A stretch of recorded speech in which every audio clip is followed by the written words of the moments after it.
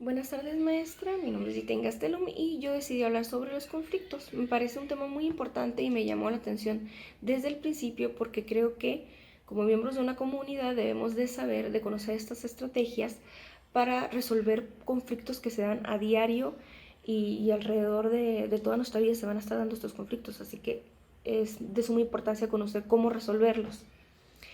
Primero vamos a definir qué es el conflicto y en la lectura vemos que el conflicto es una situación en la que dos o más personas no están de acuerdo con el modo de actuar de un individuo o de un grupo. Puede ser que la persona no esté de acuerdo con la ideología del grupo o puede ser que simplemente no esté de acuerdo con la opinión de una persona miembro de ese grupo o, o simplemente no le parezca la opinión de alguien. Para que esta situación exista es necesario que exista un desacuerdo, que no haya solución, ¿sí? Porque una cosa es cuestionarse algo y otra cosa es realmente plantear algo y que no haya una solución, que no le encontremos una respuesta por nosotros mismos. El conflicto es algo natural que se ha dado desde el principio de los tiempos, es algo que es inherente en la naturaleza humana, siempre va a surgir. Si hay una interacción va a surgir el conflicto, pero no debe estar vinculado con la violencia.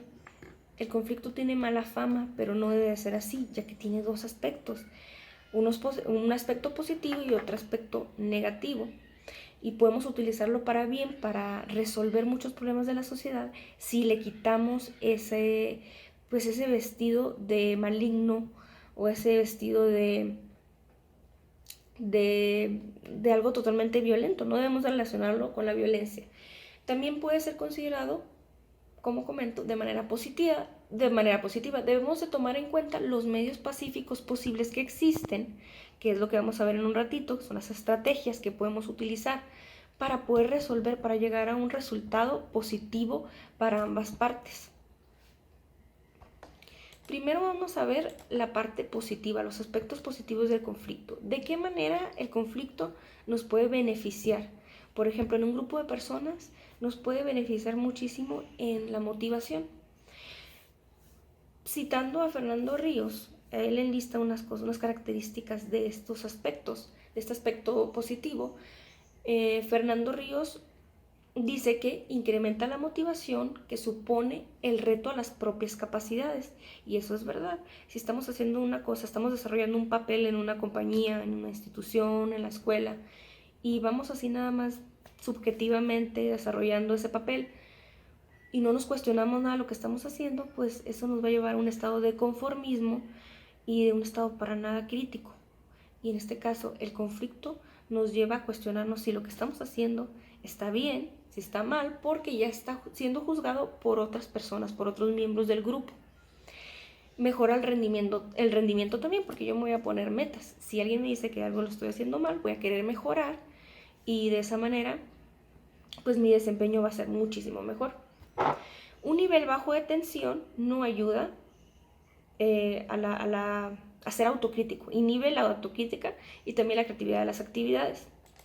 Ahora, los aspectos negativos del conflicto, según Fernández también, estos aspectos existen y le dan un carácter disfuncional que tiene que ver con el potencial desintegrador del conflicto. Es decir, sí tiene una parte negativa el conflicto, sí tiene una parte que afecta a las personas que lo están teniendo. La comunicación se reduce, porque hay demasiado enojo también y hay demasiada ofensa que ya no quieres comunicarte con la persona. Se hace más insegura porque a lo mejor una parte es la que está creando el conflicto y la otra parte ya no sabe cómo acercarse a comentar cualquier cosa, no sabe cómo se va a tomar el comentario la otra persona. También los canales de comunicación no se usan o se usan muy poco o se usan solamente para ofender y para intimidar. Se estimula la idea de que la solución solamente se puede encontrar por medio de la fuerza. Cuando uno piensa en conflicto, un problema, luego cree que es sinónimo de violencia o de hacer algo a la fuerza, de utilizar el poder. Y no es así siempre. Se forma una actitud hostil y sospechosa que incrementa las inseguridades, como hablábamos. Si dos personas, por ejemplo, en el trabajo se llevan mal, están creando un ambiente muy feo y ya nadie quiere llegar a ese trabajo. Aparte, la gente que está alrededor se va a ver afectada por eso y ellos mismos también. en su desempeño, en cómo se comunican, en su humor y en su personalidad. Las personas se sienten incómodas cuando surgen indiferencias. Cuando decimos que hay un conflicto en una compañía, en una comunidad, en la casa, luego las personas nos sentimos incómodas porque creemos que va a terminar en algo muy negativo, en algo malo. Y no es así. Nos puede funcionar bastante para generar, como lo vemos, como lo veíamos antes, un ambiente en el que podamos aprender y podamos desarrollarnos mejor como personas. Muy bien, puse algunos tipos de conflictos, no son todos, pero son ejemplos. Por ejemplo, está el personal, los conflictos personales.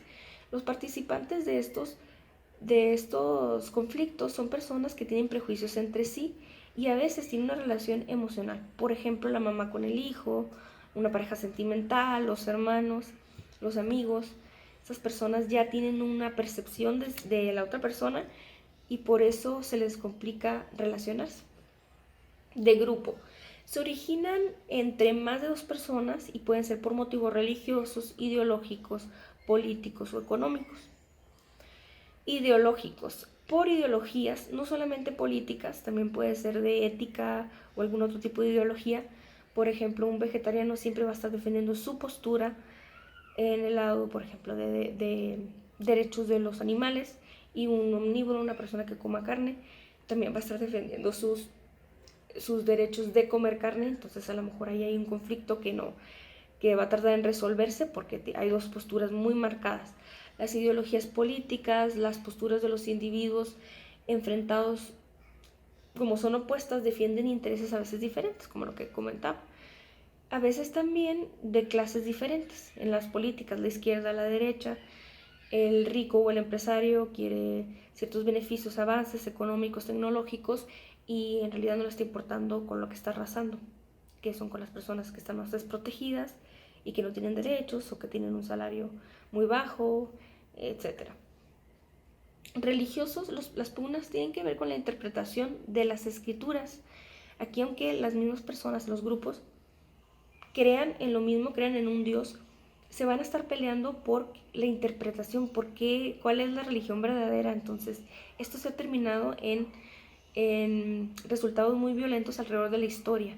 Entonces, parece indefenso, pero sí ha acarreado demasiados conflictos. En los filosóficos, estas diferencias surgen por la percepción subjetiva del individuo. O sea, un filósofo a lo mejor tiene un concepto del amor y otro filósofo tiene otro diferente, y ahí existe también una contraargumentación, pero no quiere decir que sea un conflicto violento, sino que es hasta un diálogo entre esos filósofos y es muy beneficioso para la sociedad. Los conflictos armados, esto se da por grupos que suelen ser militares o paramilitares y pretenden obtener el poder de territorio a la fuerza, de los recursos naturales, y todo es muy violento. También se puede dar en los grupos criminales, las organizaciones como el narcotráfico, pues termina en mucha violencia y es dañino, sumamente dañino para la sociedad.